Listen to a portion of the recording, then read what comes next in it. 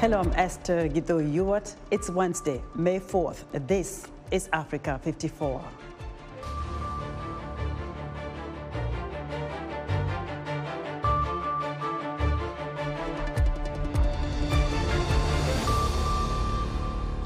Despite Ethiopia's declared humanitarian ceasefire with Tigrayan rebels, aid groups are struggling to get food and medicine to those in need.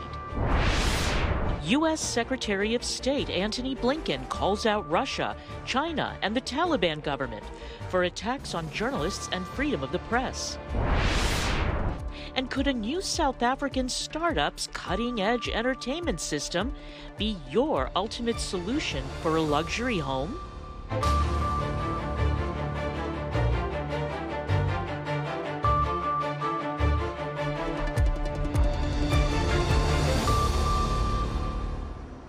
More than 190 million people worldwide are in acute food insecurity.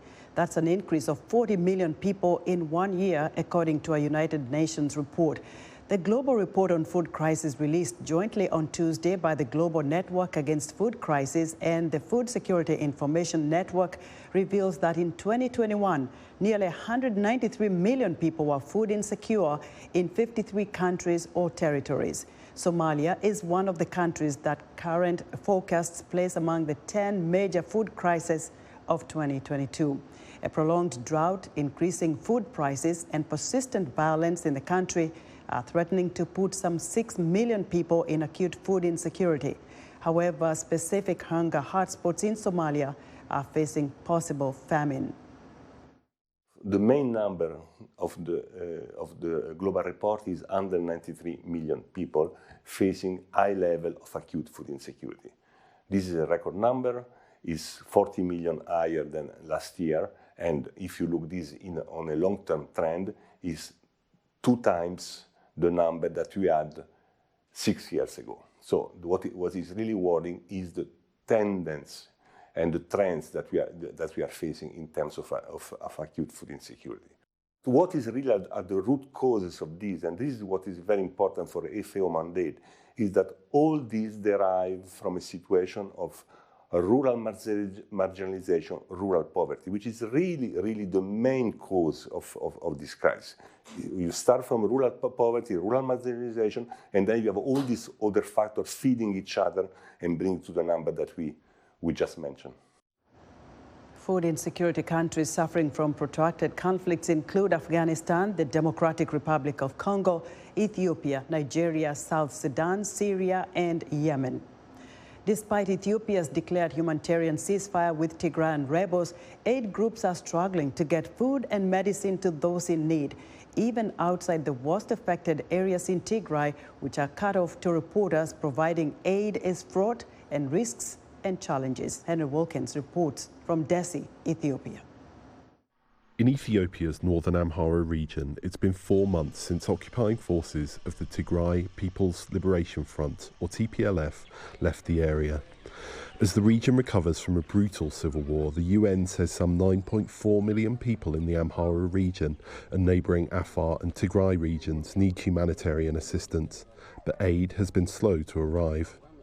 17-year-old Ahmed Nuru was living in the Oromia region, but he says he fled after facing persecution for his Amhara ethnicity. He lost his mother when he was young. Last year, his father died after being unable to get life-saving treatment due to the war's impact on the local healthcare system. Now he is left to take care of his 2 sisters, 10 and 8. I have no idea what the future will look like. It's really very difficult. I don't know how I'm going to meet the responsibility of raising these 2 children. Daniel Tagabu is a public health officer based in the camp for the displaced where Ahmed lives.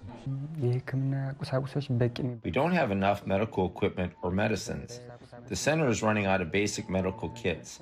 There is a shortage of malaria kits, hepatitis kits, and HIV testing kits. There are tens of thousands living in camps for the displaced in the Amhara region. Others live in host communities like Tizgenet Tibebu, who lost her husband.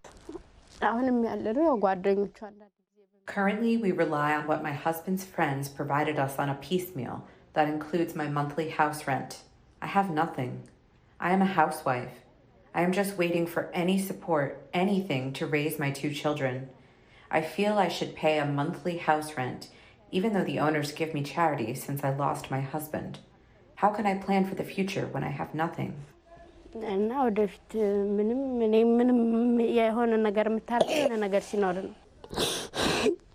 aid worker in the Haik camp says that stories like Ahmed's and Tigeznet's are not uncommon across the Amhara region.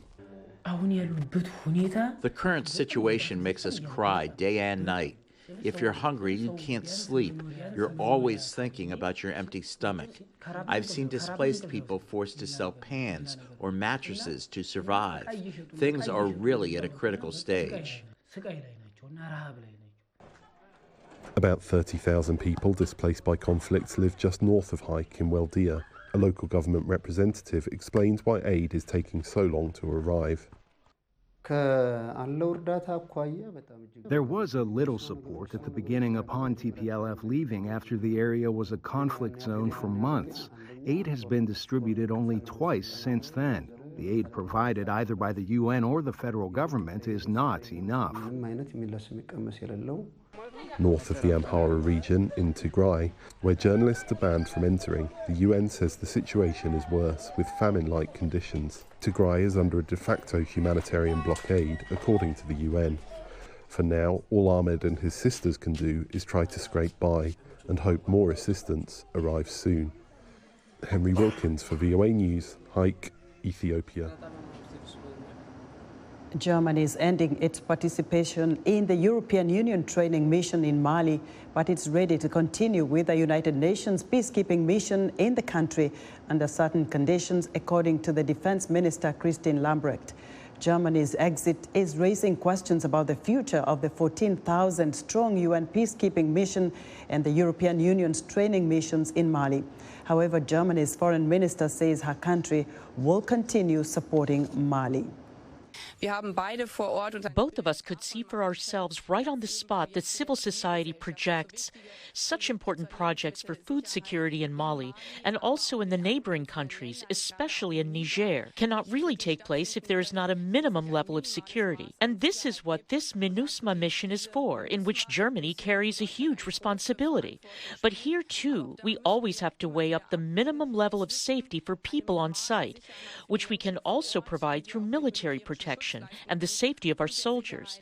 And that is why we are jointly preparing these 2 mandates due to our international responsibility and, at the same time, due to our responsibility for our soldiers. France and allies fighting Islamist militants in Mali earlier this year said they would pull their troops out after almost a decade. UN Secretary General Antonio Guterres says he fully supported moves to expand facilities to reintegrate surrendering Islamist insurgents in northeastern Nigeria because it's a key step to achieving peace in the country. Olivia Chan reports. UN Secretary General Antonio Guterres said on Tuesday he fully supported moves to reintegrate surrendering Islamist insurgents in northeastern Nigeria. The country has been fighting Islamist group Boko Haram and its offshoot Islamic State West Africa province for more than a decade. The conflict has killed thousands and forced millions to flee their homes. As part of efforts to end the conflict, the government is reintegrating fighters who voluntarily surrender. Speaking after his visit to a camp housing some fighters who surrendered and another housing internally displaced persons in Borno state capital Maiduguri, Guterres said the integration program would help achieve peace. I want to appeal strongly to the international community to understand Borno as a state of hope, to support humanitarian action in Borno, but to recognize the enormous challenges that Borno faces with climate change, with still Boko Haram active, even if weakened, and to invest in the Borno of hope. However, the reintegration of the fighters is still creating tensions in Maiduguri. Weary citizens have borne the brunt of more than a decade of Boko Haram's brutal attacks. The Borno state government in December started closing some camps for internally displaced people, citing improved security and the surrender of Boko Haram fighters. But humanitarian groups say it is still unsafe for people to return to their homes. Olivia Chan of Reuters with that report. Sharon Jobo, former senior business reporter of the state-controlled Zimbabwe Inter-Africa News Agency, was forced to flee her country after facing harassment from state security agents. Jobo, who now lives in exile in Canada, says freedom of the press is under attack in Zimbabwe. She recently spoke to VOA.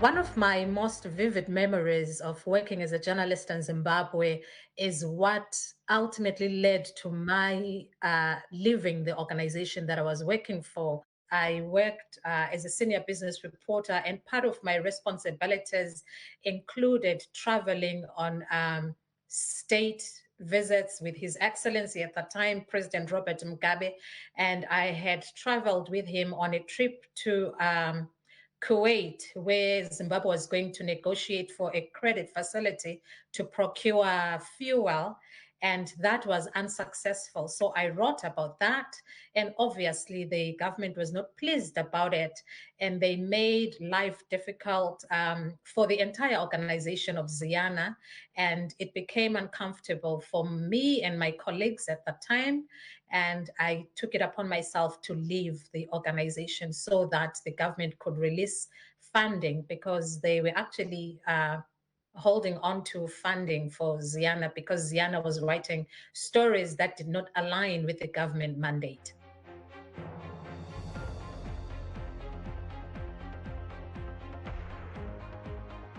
The space has shrunk even further for journalists in Zimbabwe.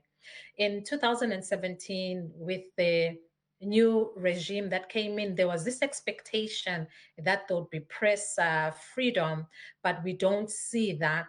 And one of the factors that I observed to be particularly challenging for journalists in Zimbabwe is the economic situation, where there is so much poverty, and this is compromising as well how journalists can report on some issues, and it makes them vulnerable. Their integrity is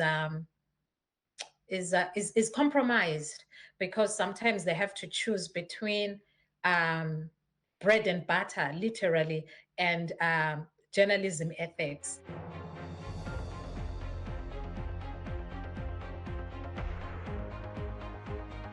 Journalism is different now, and I'm very big on social media. I have a Facebook group where I share a lot of information about Zimbabwe with women who live in Canada. And part of the mission with this Facebook group is to get women engaged in economic, social, and political issues, not only in Zimbabwe, but in Canada as well, just to create a space where women are comfortable and they are also appreciative of the diversity of views, trying to cultivate a democratic space.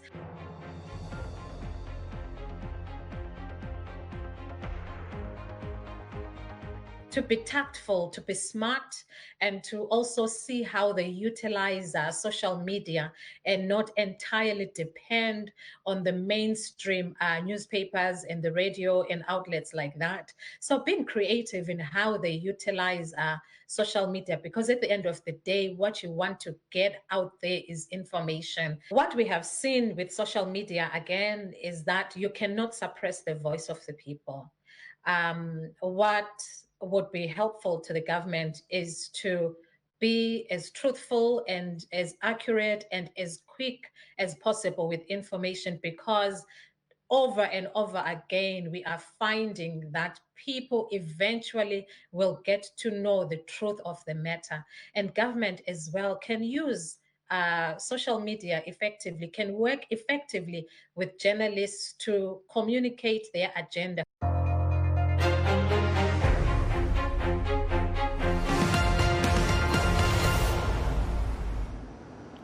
Sharon Jobo is a Zimbabwean journalist who lives in exile in Canada.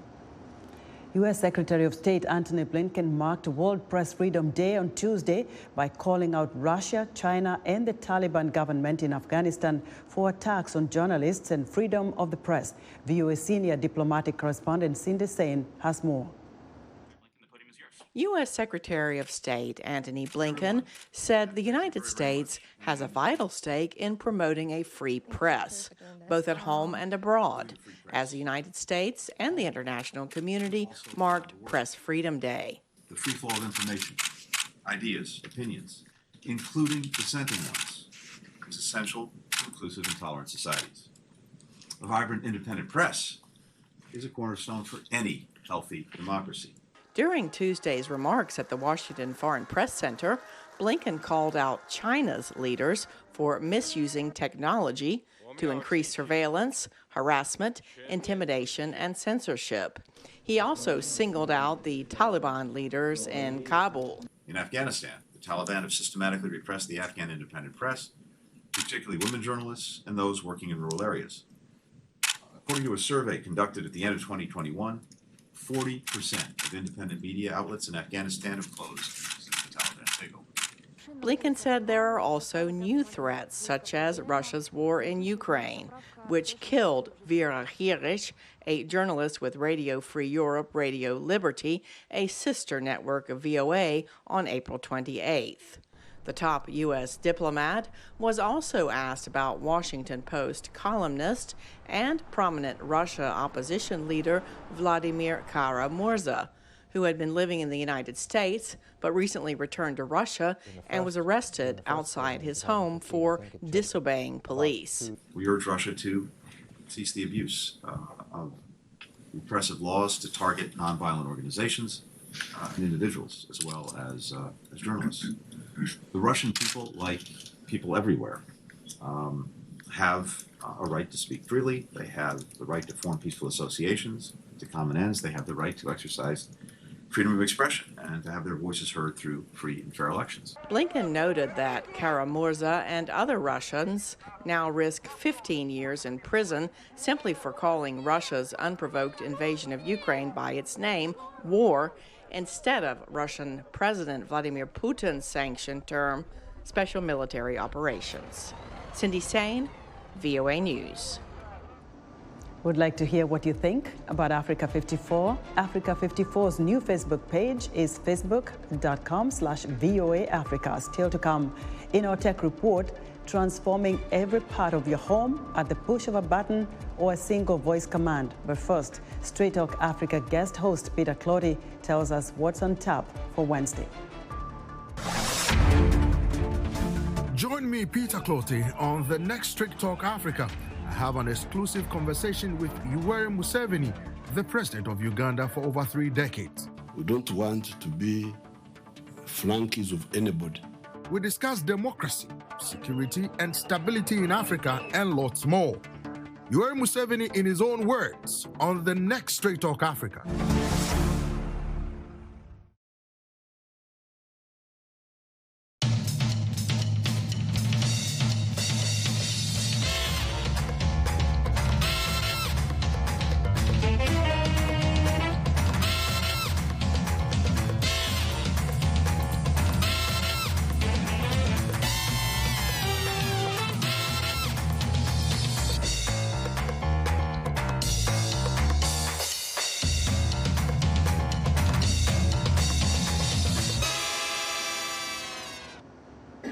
Now, here's a sneak peek into a special VOA documentary about one city in Senegal.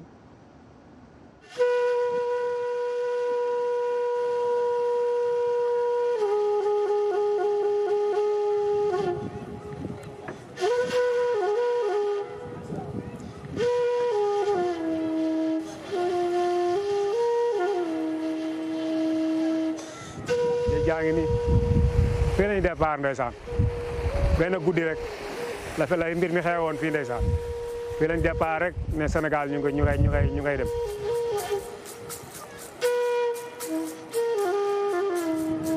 bu ndaw yëpp demee bàyyi fii mag kese ah xam nga dëkk ba sooxe na bu ñu sañoon moom suñu doom yi duñu fi jóge.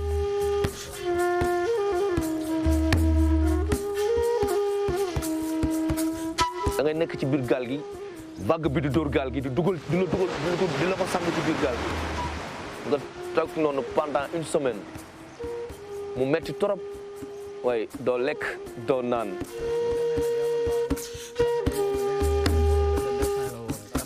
Devoir jeter nos frères à la mer sans leurs parents voir leur corps, c'était vraiment dur.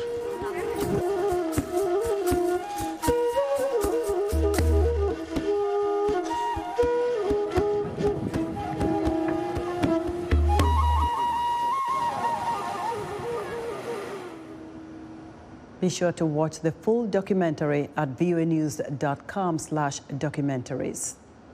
It's time for our tech segment, and joining us now is our technology correspondent, Paul Ndiho. Hello, Paul. Hello, Esther.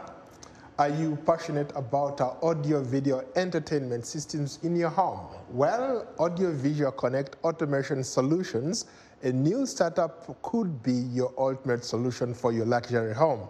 They offer intelligent automation that allows you to transform every part of your home at a push of a button or a single voice command.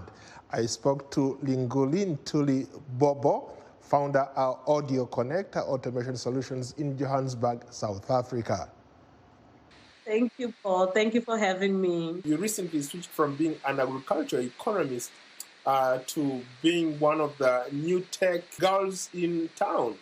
How did you get into this space? What have you been up to? As a company, Audio-Visual Connect, we're looking forward to opening a unit that will be focused on innovation, building and experiencing with new innovations, specifically in rural areas, because they are left behind in all the trends that are happening. So that's one of my passions, just making sure that everybody is part of the growing industry, which is technology and ICT. What's been trending is it's been people just wanting to improve the experience of their homes. We've got a product that sold out massively last year, which was switches. It was a touchscreen switches that you can control from your phone. Even when you're traveling, you can switch on the lights and off. And it can, we've got an app that controls any other thing in your house. But what's been trending, it's been those switches. People want to feel in control, even when they're away from their homes. But definitely, I can tell you that there's a lot of focus in wanting to improve homes, because people have realized that actually that's where the comfort is after 2 years of being at home. How did you come up with that? We realized that it's quite costly to innovate new products. While our 5-year plan is to set up innovation hubs in rural areas and innovate new products, we thought, let's leverage on existing products. Let's leverage on existing technologies. So you can even just call us in a simple word, system integrators. We integrate existing systems into a one component. We use a system called Control4, where we have all these great gadgets around the house, surround sound, your home cinemas, and lighting automation, temperature control, and we integrate them through that system. It's a very beautiful system that is able to integrate different kind of gadgets into one system that you can use through your phone. So that's how we go about it, and it has worked for us. We enjoy exploring existing innovations and making proper use of them and maximizing on those. Who's your target audience? From what you're saying, you seem to be talking about like high-end tech stuff. Can the average person, the average Joe, man on the street, afford that? Our clients are high-end. Couple of times, who don't mind spending a random 60,000 rands on an amplifier? That's a lot of money for an average guy. You'll be shocked how much people are willing to invest in the things they love. So we've got clients that really love music, for example, that will not mind investing so much money in good sound. We've got clients that love visuals that would not mind investing so much money in a good screen in their homes. But also, Paul, our client range is so big. We also have government, as the ICT Infrastructure Hospital project that we're currently doing is actually a government project. It's a government hospital project that we were subcontracted. So we also have government, we also have commercial and corporate. With COVID happening, we didn't want to be left out in the innovations that are taking place in the corporate space where people want to touch each other less and, interact with each other less, but rather interact through different gadgets and products. So our target audience is not limited at all. I just think our technology approach really brings everybody in. You just talked about the price, and I was like, whoa, that's expensive. How about those people in those rural areas? Can they even afford something close to what you're offering on the market? We don't want to integrate them from that angle. We want to integrate them from the innovation side of things, because it's all great and fair to be a customer of the product, but it's even better if you can innovate a product. So our passion is really more on having young people participate in innovating products that could be of interest to clients. And the beauty of technology is that you get to visit the future, predict what the client will want, come back to the present and convince them to buy into the product. Thank you so much for your time. No, thank you, Paul. It's been lovely talking to you. That was Linguli Ntuli Bobo, founder of Audio Visual Connect Automation Solutions in Johannesburg, South Africa. That's today's tech report. Back to you, Esther. Thank you so much, Paul. Be sure to join Paul Ndiho every Wednesday for another tech segment right here on Africa 54. A glittering pear-shaped diamond just over 228 carats known as the Rock is going up for auction at Christie's. It is the largest white diamond ever to come up for sale. Christie's International says the diamond could bring as much as $30 million. It was mined and polished in South Africa over 2 decades ago and will lead the Geneva Magnificent Jewels sale as part of Christie's Luxury Week. And that's our show for today. Be sure to watch Africa 54 on our new Facebook page, facebook.com/VOA Africa. From all of us here in Washington, thanks for watching.